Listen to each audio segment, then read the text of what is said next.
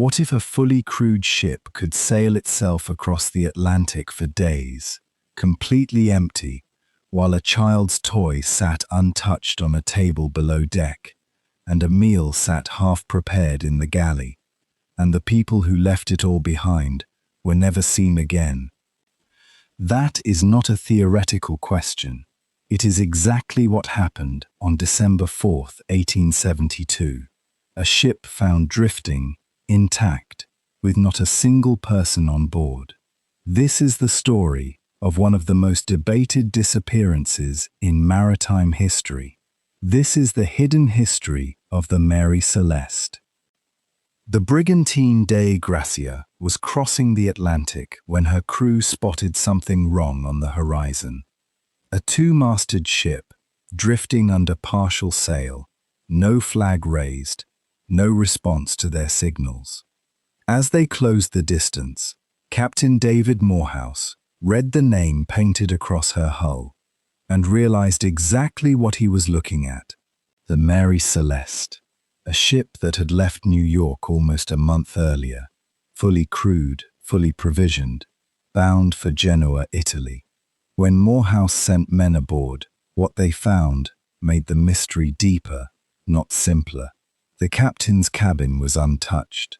His wife's sewing machine sat undisturbed on a table, a child's toy left beside it. The ship's logbook was still in its place, its final entry written 10 days earlier, giving no hint of trouble. Below deck, the cargo hold held over 1,600 barrels of industrial alcohol, almost all of them still sealed. There was no blood, no sign of struggle.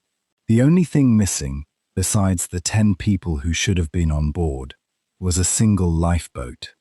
For more than a century, that one missing detail became the seed for nearly every theory imaginable: pirates, mutiny, sea monsters. Even claims of something otherworldly found their way into the story. But each idea collapsed under basic scrutiny. Pirates don't leave behind a hold full of valuable, sellable cargo. Mutineers don't carefully lower a lifeboat and vanish without leaving a trace of conflict behind. And nothing supernatural is required to explain calm seas, an undamaged ship, and a missing boat. The real clue, investigators eventually realized, had been sitting in the cargo hold the entire time. 9 of those 1,600 alcohol barrels were found completely empty, not stolen, not spilled across the deck, simply empty, with no trace of where the liquid had gone. By the way, if you've made it this far, you're clearly someone who finds the hidden side of history fascinating. If you want more stories like this, hit subscribe. New episode every week. Now, back to the Mary Celeste. For decades, researchers suspected those 9 empty barrels held the answer, but the theory had a serious problem. The barrels were made of red oak, a wood more porous than the white oak typically used for alcohol storage. As temperatures shifted during the long Atlantic crossing, alcohol inside could have slowly seeped through the wood grain, releasing invisible vapor into the sealed, airless hold below deck. If that vapor built up and ignited, even for an instant, the resulting flash could have blown open the hold's hatch covers with a deafening crack, terrifying everyone on board into believing the ship itself was about to explode. Captain Benjamin Briggs was no rookie. He was an experienced, deeply respected seaman who had spent his life on the water. A man like that doesn't panic over nothing. If he ordered everyone into the lifeboat, something happened that genuinely convinced him the Mary Celeste was going down. But for over 100 years, this exact theory kept hitting the same wall. If an explosion powerful enough to terrify an experienced captain had really occurred, there should have been scorch marks, burned wood, soot stains somewhere in that hold. Investigators searched and found nothing. No fire damage anywhere on the ship.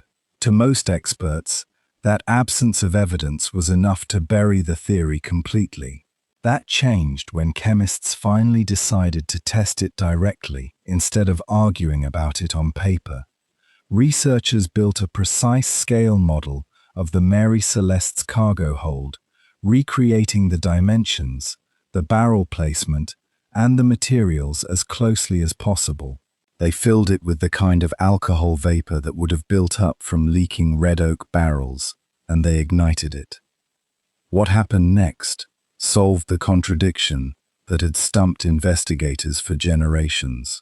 The vapor ignited in a sudden, forceful flash, powerful enough to blow open hatch covers and create a deafening shockwave.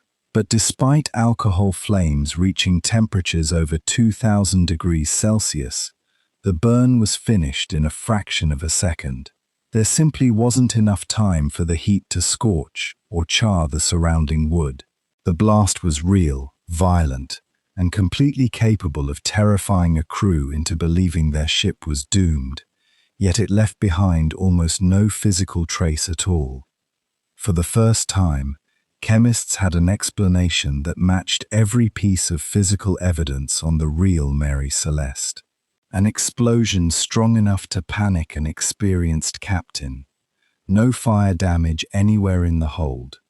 9 barrels left empty, while the rest of the cargo remained completely undisturbed. The most likely sequence now looks something like this. Somewhere in the final hours, vapor from those leaking barrels reached a dangerous concentration in the sealed hold. A spark, perhaps from a lantern or simple friction, ignited the gas. The resulting flash blew open the hatch covers with a sound like cannon fire, smoke or fumes pouring up from below. To Captain Briggs, with his wife and young daughter on board, this would have looked exactly like the opening seconds of a ship about to be consumed by fire. He made the only choice that made sense to him.